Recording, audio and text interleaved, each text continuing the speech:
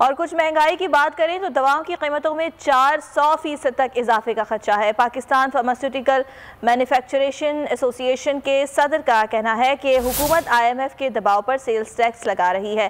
खाम माल पर 17% sales tax लगाने से दवाएं महंगी होंगी। 100 रुपए वाली दवा 500 रुपए की हो जाएगी।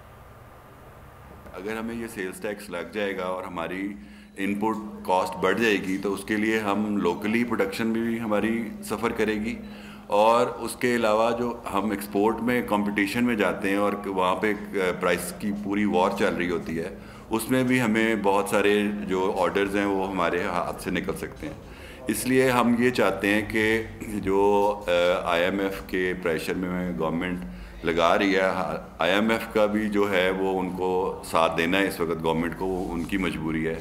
मगर हमारी मजबूरी ये है कि हम ये नहीं चाहते कि किसी भी सूरत में फ्यूचर में दवाइयाँ शॉर्ट हो जाएं। बट जब ये एक एक्स्ट्रा बर्डन पड़ेगा 17%, 17.5% का, तो उसमें बहुत सी ऐसी दवाइयाँ जिनको हम ऑर्फन ड्रग्स कहते हैं या बहुत असेंशियल ड्रग्स होती हैं, उनकी शॉर्टेज होने का ख़तरा है।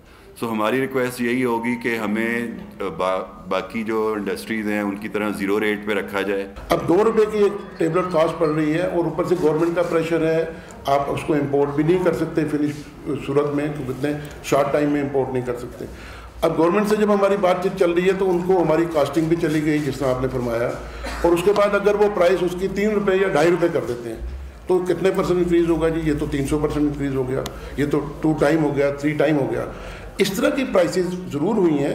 वो जो प्रोडक्ट अंडर कास्ट थी और बहुत ज़्यादा अंडर कास्ट थी, क्योंकि पिछले 15 साल से प्राइस इंक्रीज़ नहीं हुई थी, हर चीज़ अपनी जगह पे स्टेबल थी, रुकी हुई थी।